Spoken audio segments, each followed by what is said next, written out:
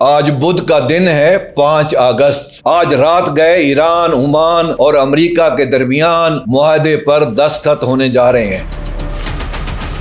اس معاہدے کے مطابق جنگ ختم ہو چکی ہے اور اس معاہدے کے مطابق ایران یہ جنگ جیت چکا ہے۔ اس بات کا اعلان صدر ٹرمپ نے خود کیا ہے۔ یہ ایک بریکنگ نیوز ہے اور یہ خبر کئی سوال بھی چھوڑ کے جا رہی ہے۔ اگر یہ ایسا ہے تو وہ ملک جس نے یہ جنگ شروع کی تھی وہ اپنے عوام کو اب جواب کیا دے گا؟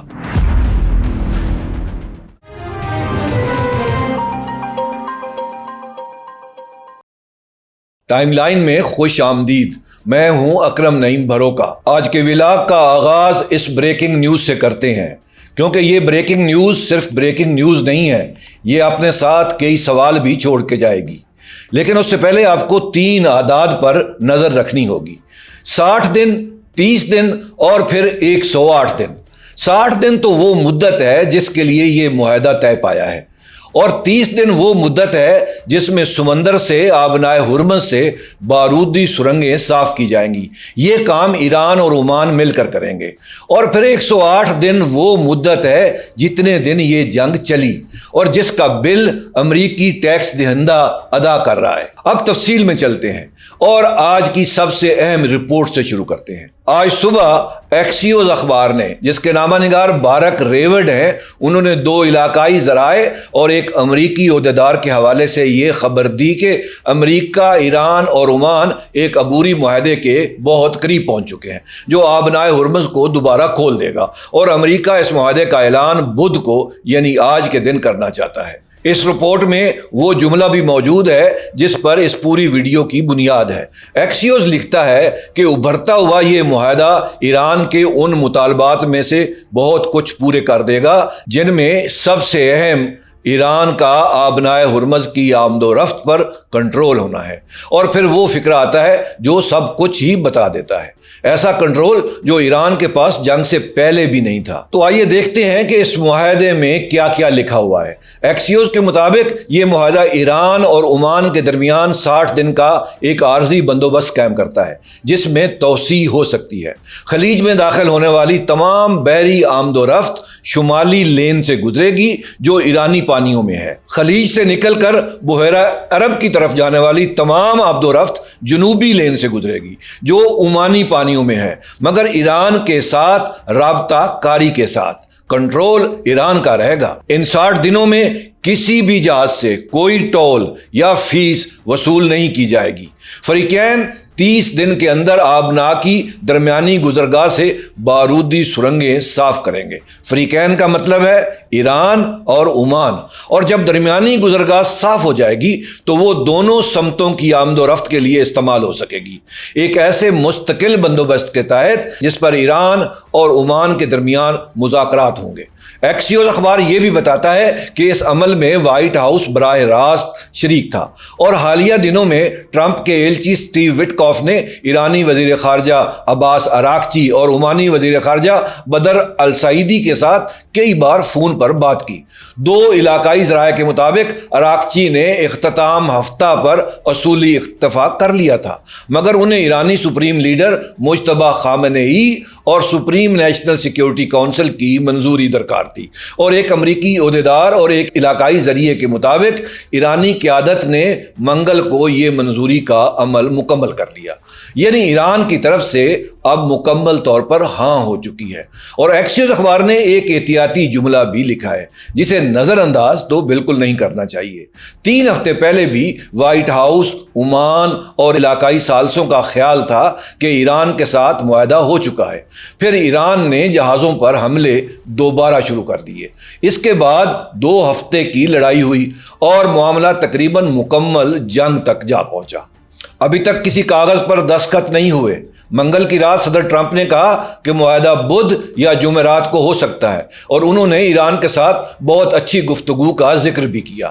اسی روز وزیر خارجہ مارکو روبیو نے محکمہ خارجہ میں کہا کہ پیش رفت ہوئی ہے مگر حتمی معاہدہ ابھی نہیں ہوا، حتمی معاہدہ طے پا چکا ہے، آج رات اس پر دستخط ہونے جا رہے ہیں۔ اب اس معاہدے کی ایک شق پر رکیے، کیونکہ اس نے ہر پرانے تجزیے کو الٹ دیا ہے۔ مہینوں سے یہ بحث چل رہی تھی کہ ایران ہر جہاز سے $20 لاکھ کی فیس وصول کرے گا۔ ایرانی پارلیمنٹ کی ایک کمیٹی نے ٹول لگانے کے حق میں ووٹ بھی دیا تھا۔ نیو یارک ٹائمز اور دیگر اداروں کی رپورٹوں میں یہ اطلاع بھی آئی کہ فیس ایران اور عمان کے درمیان برابر تقسیم ہوگی۔ اور اب جو معاہدہ ہوا ہے اس میں لکھا ہے کہ ان 60 دنوں میں کوئی ٹول، کوئی فیس نہیں لگے گی۔ ایک لمحے کے لیے یہ ایران کی پسپائی لگتی ہے اور تقریباً ہر بین الاقوامی سرخی نے اسے اسی طرح پیش کیا ہے۔ مگر ذرا ٹھہریے، سوال یہ ہے کہ فیس ختم ہوئی یا فیس مؤخر ہوئی؟ اس کا جواب اسی معاہدے کی آخری شق میں ہے۔ درمیانی گزرگاہ سے سرنگیں صاف ہونے کے بعد اس کا استعمال ایک مستقل بندوبست کے تحت ہوگا جس پر مذاکرات ایران اور عمان کے درمیان ہوں گے۔ اس کو ذرا غور سے پڑھیے، کیونکہ اس کی فہرست میں اور کوئی نہیں ہے، امریکہ نہیں ہے، کوئی اور ملک نہیں ہے، ایران اور عمان۔ یہ ایک عبوری معاہدہ ٹول ختم نہیں کرتا، یہ ٹول کے فیصلے کو، فیس کے فیصلے کو 60 دن آگے کر دیتا ہے اور اس فیصلے کے کمرے سے امریکہ کو باہر نکال دیتا ہے۔ 60 دن بعد جو مستقل نظام بنے گا وہ 2 ملکوں کے درمیان بنے گا اور واشنگٹن اس میں فریق ہی نہیں ہوگا۔ اب اس بات کو بھی یاد کیجئے جو ہم پچھلے ہفتوں سے کہہ رہے تھے۔ گارڈین اخبار نے لکھا تھا کہ امریکہ اور یورپ عمان پر دباؤ ڈال رہے ہیں کہ وہ ایک عارضی معاہدہ قبول کر لے، اور مسقط کے حکام کو خدشہ ہے کہ یہ عارضی معاہدہ ایران کو اس گزرگاہ پر تقریباً مستقل بالادستی دے دے گا۔ MS ناؤ نے اپنے ایک پروگرام میں ایک سینئر مشرق وسطیٰ کے سفارتکار کے حوالے سے بتایا تھا کہ عمان پر بھاری دباؤ ہے اور موجودہ مسودہ ایران کو داخلی اور خارجی دونوں راستوں پر عارضی کنٹرول دے دے گا۔ اور آج کا معاہدہ کیا کہتا ہے؟ اندر جاتے ہوئے ایرانی لین اور باہر جاتے ہوئے عمانی لین، یعنی 2 لین بن جائیں گی، مگر ایران کے ساتھ رابطہ کاری کے ساتھ، یعنی ایران اگر چاہے گا تو دوسری عمان والی لین بند کر سکتا ہے۔ دباؤ ایران پر نہیں تھا، دباؤ عمان پر تھا کہ وہ یہ 2 لین اور اس پہ دونوں لینز پر ایرانی کنٹرول کو قبول کرے، اور دباؤ کام کر گیا۔ اب سوچئے کہ عمان کے حصے میں کیا آیا؟ صرف ایک لین جو کاغذ پر ہی اس کی ہے، مگر جس کا استعمال پڑوسی کے ساتھ رابطہ کاری سے مشروط ہے۔ اگر ایران کی بحری طاقت دیکھی جائے تو عمان وہی کرے گا جو ایران چاہے گا، اور ایک مستقبل کا مذاکرہ جس میں وہ ایک ایسی ریاست کے ساتھ بیٹھے گا جس نے ابھی بھی دنیا کی سب سے بڑی بحری طاقت کو پیچھے ہٹنے پر مجبور کر دیا ہے، ایک شکست فاش دی ہے۔ اور یہ سمجھنے کے لیے کہ اس تقسیم کا اصل مطلب کیا ہے، ایک بنیادی بات یاد رکھیے، کسی چوک پوائنٹ پر کنٹرول آدھا آدھا نہیں بٹتا۔ جو داخلی دروازے پر بیٹھتا ہے ویٹو اسی کے پاس ہے۔ عمان خارجی لین کا مالک ہوگا، لیکن وہ کسی جہاز کو خلیج میں اندر داخل ہونے سے نہیں روک سکتا۔ ذرا سوچئے، اگر ایک جہاز اس خلیج سے، اس آبناء سے اندر خلیج میں آ جاتا ہے اور اس میں ڈیزل بھرا جاتا ہے، اس میں آئل بھرا جاتا ہے، تو وہ واپس کون اس کو روک سکے گا؟ کوئی بھی نہیں روک سکے گا۔ کنٹرول ایران کا ہی ہے۔ عمان کو راستہ ملا ہے، ایران کو تو سوئچ مل گیا ہے۔ اور یہاں ایک تصحیح کرنا بھی ضروری ہے، کیونکہ آج ہر سرخی ایک ہی لفظ استعمال کر رہی ہوگی، بحالی آبنائے ہرمز دوبارہ کھل گئی ہے۔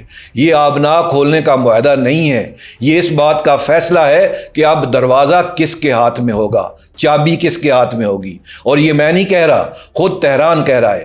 الجزیرہ کے مطابق ایرانی وزیر خارجہ نے مذاکرات کو حتمی مراحل میں قرار دیتے ہوئے ساتھ ہی یہ بھی واضح کیا کہ یہ اہم آبی گزرگاہ کبھی اپنی جنگ سے پہلے والی حالت میں واپس نہیں جائے گی۔ اور اسی نقطے پر اس پورے بحران کی سب سے بڑی حقیقت کھلتی ہے۔ 28 فروری کو یہ جنگ اس مقصد سے شروع کی گئی کہ ایران کے میزائل پروگرام کو تباہ کیا جائے، جوہری ہتھیاروں سے روکا جائے اور اس کے اتحادی مسلح گروہوں کی مدد بند کرائی جائے۔ اس دوران واشنگٹن نے بار بار کہا کہ آبنائے ہرمز ایک بین الاقوامی آبی گزرگاہ ہے، اس پر کوئی ملک کنٹرول نہیں کر سکتا اور کوئی ملک اس پہ فیس وصول نہیں کر سکتا۔ اور 5 مہینے بعد وہی واشنگٹن ایک ایسے معاہدے کا اعلان کرنے جا رہا ہے آج رات کو، جس میں دنیا کا ہر جہاز خلیج میں ایرانی پانیوں سے داخل ہوگا اور نکلتے ہوئے بھی ایران سے رابطہ کرے گا۔ ایران نے یہ جنگ جیتی نہیں ہے، اس نے یہ جنگ برداشت کی ہے، برداشت کر کے جیتی ہے، اور یہی اس کہانی کا سب سے بڑا سبق ہے۔ ایران کے پاس نہ قانونی برتری تھی، نہ بحری برتری، نہ سفارتی حمایت۔ 20 ممالک نے اس کی مذمت بھی کی، اور اس کی بندرگاہیں بند رہیں، اس کے شہروں پر بمباری ہوئی، اس کے اساتذہ کو تنخواہیں تک نہیں ملی۔ ایران کے پاس صرف ایک چیز تھی، وقت، صبر اور ہمت، اور وقت جیت گیا۔ دباؤ ایران پر نہیں، عمان پر ڈالا گیا، اور دباؤ کام کر گیا، مگر انصاف کا تقاضا ہے کہ دوسری طرف کی بات بھی سنی جائے، کیونکہ امریکی موقف بے بنیاد نہیں ہے۔ مارکو روبیو نے منگل کو کہا کہ ایران کی جوہری تخفیف ہی اصل معاہدہ ہے، اور آبنا صرف فوری مسئلہ ہے جس پر سب کی توجہ ہے۔ ان کے الفاظ میں جہاز آبنا سے گزر رہے ہیں، تیل ابھی اس وقت آبنا سے گزر رہا ہے، اور یہی امریکی دلیل کی جان ہے۔ لیکن اس میں سب سے ناقص چیز جو ہے وہ یہ ہے کہ نقشہ یہ سب کچھ نہیں بتا رہا، سیٹلائٹ یہ سب کچھ نہیں بتا رہا، کوئی جہاز وہاں سے نہیں گزر رہا، سب کچھ وہاں بند پڑا ہوا ہے۔ لیکن مارکو روبیو یہ کلیم کر رہے ہیں کہ آبی رستہ کھلا ہوا ہے، جو کہ صاف صریحاً غلط بات ہے۔ آج بھی خلیج کے اندر سینکڑوں جہاز پھنسے ہوئے ہیں۔ سینٹ کام کہہ چکا ہے کہ عمانی پانیوں سے گزرنے والا جنوبی راستہ آزاد اور کھلا ہے، اور اگر یہ معاہدہ سرنگیں صاف کرا دیتا ہے تو یہ ایک حقیقی کامیابی ہوگی، کیونکہ سرنگیں بیانات سے نہیں ہٹتی۔ اور ایک بات اور، ایران نے بھی سب کچھ نہیں جیتا، اسے تسلیم کرنا پڑا کہ وہ اکیلا منتظم نہیں ہے، اسے عمان کو شریک بنانا پڑا۔ یہ ایک بڑی خوبصورت ڈپلومیٹک چال تھی ایران کی، اور اسے 60 دن تک $1 کی فیس بھی چھوڑنی پڑی، ان مہینوں کے بعد جن میں وہ $20 لاکھ فی جہاز کی بات کرتا رہا۔ یہ سب سچ ہے، اور شاید یہ اس مہینے کے لیے درست فیصلہ بھی ہو۔ ایران یہ جنگ جیت چکا ہے، نہ صرف یہ جنگ کے میدان میں جیت چکا ہے بلکہ سفارتی طور پہ بھی جنگ جیت چکا ہے۔ مگر ایک سوال باقی رہ جاتا ہے، اور آج کا شاید اصل سوال بھی یہی ہے، اگر یہ معاہدہ اتنا ہی معقول ہے تو یہ 28 فروری کو ایک گولی چلائے بغیر کیوں نہیں ہو سکتا تھا؟ اور یہی وہ سوال ہے جو اب واشنگٹن میں پوچھا جائے گا، اور اسی سوال پر آج کی ویڈیو کا آخری حصہ ہے۔ یہ معاہدہ ایران کے لیے فتح تو ہے، مگر ٹرمپ کے لیے یہ گھر واپسی کا سب سے مشکل لمحہ ہے، کیونکہ جب جنگ ختم ہوتی ہے تو حساب شروع ہو جاتا ہے، لوگ سوالات پوچھنا شروع کر دیتے ہیں۔ اچھا، ہم بھی یہ سوال پوچھتے ہیں اور تھوڑا سا حساب دیکھتے ہیں کہ کتنا خرچ آیا، کیا ہوا۔ مارچ میں پینٹاگون نے کانگریس کو ایک بند کمرے کی بریفنگ میں بتایا کہ جنگ کے پہلے 6 دنوں کی لاگت $11.3 ارب تھی۔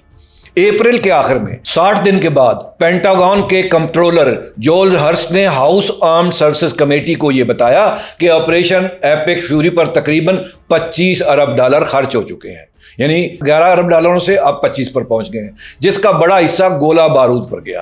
اسی سماعت میں کانگریس کی رکن میگی گڈ لینڈر نے وزیر دفاع پیٹ ہیگسیت سے کہا کہ ہم آپ کی اس اختیاری جنگ کے 60ویں دن پر کھڑے ہیں، اور آپ یہ تک نہیں بتا سکتے کہ امریکی ٹیکس دہندہ کا پیسہ کہاں گیا۔ جولائی تک یہ عدد $37 ارب ہو چکا تھا، اور اسی مہینے وائٹ ہاؤس نے کانگریس سے 2026 کے بجٹ کے لیے $87.6 ارب کی اضافی رقم مانگ لی تھی، جس میں $67.1 ارب محکمہ دفاع کے لیے تھے۔ Centre for strategic and international studies نے، جو واشنگٹن کا سنجیدہ ترین دفاعی تھنک ٹینک ہے، جنگ کی مجموعی لاگت کا اندازہ $40 ارب کے اوپر لگاتا ہے، یعنی 34 سے 42 ارب کے درمیان، جس میں تعیناتی، گولہ بارود، بڑھی ہوئی آپریشنل رفتار، ساز و سامان کا نقصان، اڈوں کو پہنچنے والا نقصان اور ایندھن کی بلند قیمتیں شامل ہیں۔ اور آزاد اندازے اس سے کہیں آگے جاتے ہیں۔ کچھ تخمینوں کے مطابق یہ جنگ $1 ارب یومیہ کی رفتار سے چل رہی تھی، اور جولائی کے وسط تک $100 ارب سے تجاوز کر چکی تھی۔ ہارورڈ کینیڈی اسکول کی لنڈا بلمز نے، جو وفاقی بجٹ کی ماہر ہیں، ان کا اندازہ ہے کہ حقیقی ابتدائی لاگت $200 ارب کے قریب بیٹھتی ہے، اور اگر کانگریس آنے والے برسوں میں سالانہ 50 سے 100 ارب اضافی منظور کرتی رہی تو 10 برسوں میں یہ 500 ارب سے 1000 ارب تک پہنچ جائے گا۔ یہ ایک ایسے ملک کے اعداد و شمار ہیں جس کا اپنا قومی قرض 39,000 ارب کے قریب پہنچ رہا ہے، اور یہ صرف بجٹ کا نقصان ہے۔ اصل نقصان تو امریکی گھر میں ہوا ہے۔ جولائی میں امریکہ میں پیٹرول کی اوسط قیمت $4 فی گیلن تک پہنچ گئی، اور یہ اس صدر صاحب کے دور میں ہوا جس نے 2024 کی مہم میں وعدہ کیا تھا کہ وہ 12 مہینوں میں پیٹرول $2 فی گیلن سے نیچے لے کر آ جائے گا۔ قیمت روکنے کے لیے حکومت نے اسٹریٹجک پیٹرولیم ریزرو استعمال کیا، یعنی وہ ہنگامی ذخیرہ جو قومی سلامتی کے لیے رکھا جاتا ہے، اور اب وہ ذخیرہ 1983 کے بعد اپنی کم ترین سطح پر آ گیا ہے۔ Market data company bar chart کے مطابق اس میں تقریباً 43 دن کی سپلائی باقی رہ گئی ہے۔ اور اب پھر رایامہ کی بات بھی دیکھتے ہیں، کیونکہ یہی وہ جگہ ہے جہاں یہ جنگ اپنا آخری بل بھیجے گی۔ CNN کے جولائی کے آخر کے سروے میں صدر ٹرمپ کی مجموعی مقبولیت 34% تھی، جو ان کے پہلے دور صدارت کے اختتام پر ریکارڈ ہونے والی کم ترین سطح کے برابر ہے۔ اسی سروے میں 74% امریکیوں نے کہا کہ پیٹرول کی بڑھتی قیمتوں نے انہیں کم از کم کچھ نہ کچھ مشکل میں ڈالا ہے، جو مارچ کے 63% سے بڑھ گیا، اور تقریباً 2/3 امریکیوں کا خیال ہے کہ ایران میں صدر کے فوجی فیصلوں نے امریکہ کو شدید نقصان پہنچایا ہے۔ کوئنی پائیک کے سروے میں 60% امریکی ووٹروں نے جنگ کی مخالفت کی، جو 28 فروری کے بعد مخالفت کی بلند ترین سطح ہے، اور AP نور کے سروے کے مطابق 64% امریکیوں نے کہا کہ یہ جنگ اس قابل نہیں تھی۔ اس رائے میں 87% ڈیموکریٹس، 68% آزاد ووٹر اور 37% ریپبلکن ووٹرز شامل ہیں۔ اب اس میں ایک بڑی غور کرنے والی بات ہے، 37% ریپبلکن ووٹرز اس جنگ کے مخالف ہیں۔ یہ بہت بڑی بات ہے، یعنی صدر کی اپنی جماعت کے ہر 3 میں سے 1 سے زیادہ ووٹر یہ کہہ رہا ہے کہ ان کے اپنے صدر کی جنگ بیکار تھی۔ اب اس کا اثر آنے والے الیکشنز پر ضرور پڑے گا، اور خاص طور پر مڈ ٹرم الیکشنز پر۔ PBS، NPR اور مورسٹ کے سروے میں 63% امریکیوں نے پیٹرول کی بلند قیمتوں کا ذمہ دار براہ راست صدر ٹرمپ کو ٹھہرایا ہے، اور ایک اور عدد جو شاید سب سے زیادہ بولے گا، اکانومسٹ اور یوگو کے ایک سروے میں 58% امریکیوں نے کہا کہ وہ ایران میں امریکی مقاصد کو یا تو زیادہ اچھی طرح نہیں سمجھتے یا بالکل نہیں سمجھتے۔ 5 مہینے کی جنگ، $100 ارب سے زائد کا خرچ، اور ہر 10 میں سے 6 امریکی یہ جانتے ہی نہیں کہ یہ جنگ کس لیے لڑی گئی۔ اب ان دونوں چیزوں کو ایک ساتھ رکھتے ہیں۔ ایک طرف تو وہ فہرست ہے جو میں نے ابھی آپ سے ڈسکس کی ہے، $113 ارب تک کے تخمینے، $87 ارب کا اضافی مطالبہ، تیل کا ہنگامی ذخیرے کا 43 دن پر چلے جانا، اور $4 فی گیلن، 34% مقبولیت۔ اور پھر دوسری طرف وہ معاہدہ ہے جس کا اعلان آج ہوگا، جس میں ہر جہاز خلیج میں ایرانی پانیوں سے داخل ہوگا، اور جس میں آبنائے ہرمز کا مکمل کنٹرول ایران کے پاس ہوگا۔ اور اسی جگہ وہ سوال کھڑا ہوتا ہے جو نومبر تک ہر امریکی ٹاؤن ہال میں پوچھا جائے گا، اگر 5 مہینے بعد ہم اس مقام پر پہنچے ہیں جہاں ایران کے پاس پہلے سے زیادہ کنٹرول ہے جتنا جنگ سے پہلے تھا، تو یہ جنگ شروع ہی کیوں کی گئی تھی؟ اور اس سوال کے پیچھے ایک اور سوال بھی ہے جو زیادہ تلخ ہے، اور جو امریکی سیاست میں اب کھل کر پوچھا جائے گا۔ 28 فروری کے حملے مشترکہ تھے، امریکہ اور اسرائیل نے مل کر شروع کیے تھے، اور اب جب بل امریکی ٹیکس دہندہ کے سامنے ہے، پیٹرول امریکی پمپ پر مہنگا ہو گیا ہے، اور ہنگامی ذخیرہ 43 دن پر امریکہ کا آ گیا ہے، تو امریکی ووٹر یہ تو ضرور پوچھے گا کہ یہ جنگ کس کے مفاد میں لڑی گئی تھی، اور اس میں امریکہ کا اپنا مفاد کہاں تھا، اسرائیل کہاں کھڑا ہوا تھا؟ اس سوال کا کوئی جواب، اچھا جواب تو موجود کسی کے پاس نہیں ہے، اور یہی وہ چیز ہے جو نومبر کے جو مڈ ٹرم الیکشنز ہیں ان میں انتظامیہ کا بہت بے دردی سے پیچھا کرے گی۔ جنگیں فوجی طور پر ختم تو ہو جاتی ہیں، سیاسی طور پر وہ کبھی ختم نہیں ہوتی، ان کے اثرات زندہ رہتے ہیں۔